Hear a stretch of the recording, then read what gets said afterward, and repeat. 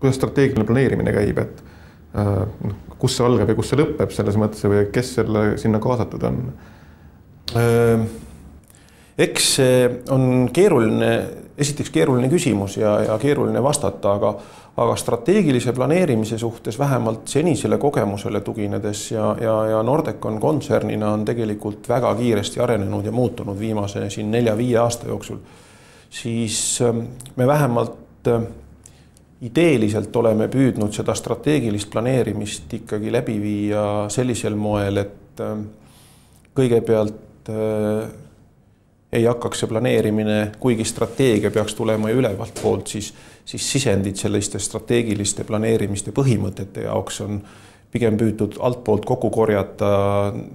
nendest valdkondadest ja nendest tegevustest, kus me oleme oma klientidele ja partneritele kõige lähemal ja kui see info on koos, siis nii-öelda juba juhtkonna tasandil nii kontsernis kui ka tütarettevõtete juhtidega koos pead kokku pannes on siis läbimõeldud need strateegilised sammud ja põhitõed, mille poole siis ülevalt alla hakkab juba väga selge skeemi alusel mingi liikumine toimuma. Et eks ta sellise tagasiside andmise saamise ja siis uuele ringile mineku teema on. Jaa, et viimased 5 aastat on Nordeconi jaoks olnud palju suuri pöördeid. Kiirest kasvust, börsile minekust, siis veel nimevahetusest lisaks kõigele ja nüüd veel üldine keskkond oma masuga kõige otsa, et visioon, nii palju kui ma tean, oli suhteliselt suur, et 2013 olla Põhjamaade kõige kiiremini kasvav ehitusettevõte, et kas see on endiselt jõus? Ütleme niiviisi, et eks nendel visioonidel ja strateegiatel ongi see nõrk koht, et sa pead kriitiliselt neid olema võimeline ka üle vaatama. Ja ühest küljest ma ütleksin niiviisi, et ega eesmärk selles osas ei ole muutunud, et siin 1,5 aastat tagasi, kui selle strateegia uuendamise protsessiga sai tõsiselt tegeletud ja märgid maha pandud, siis ma arvan, et nagu põhimõttelises osas ei ole mõtet seda strateegiat ka ringi vaadata, sest kõik võimalused ja nii-öelda faktorid, et mingi aja jooksul või aja pärast olla Põhjamaade börsil noteeritud ehituskontsernnide hulgas kiiremini kasvav ehk mida on võimalik mõõta otseselt. Et see, ma usun, et see ei ole utoopiline eesmärk ja täiesti saavutatav. Arvestades seda, et märk sai maha pandud ikkagi enne seda kriitilisemate aegade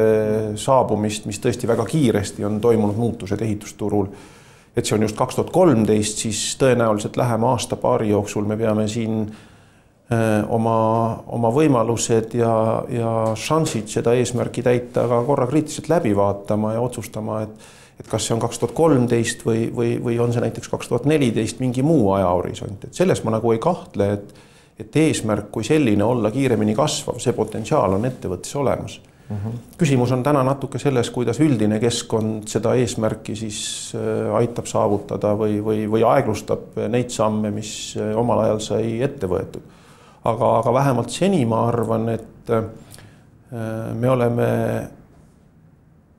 olnud siiski suhteliselt aeglaselt kahanev ehitusturu üldist langust võrreldes nii,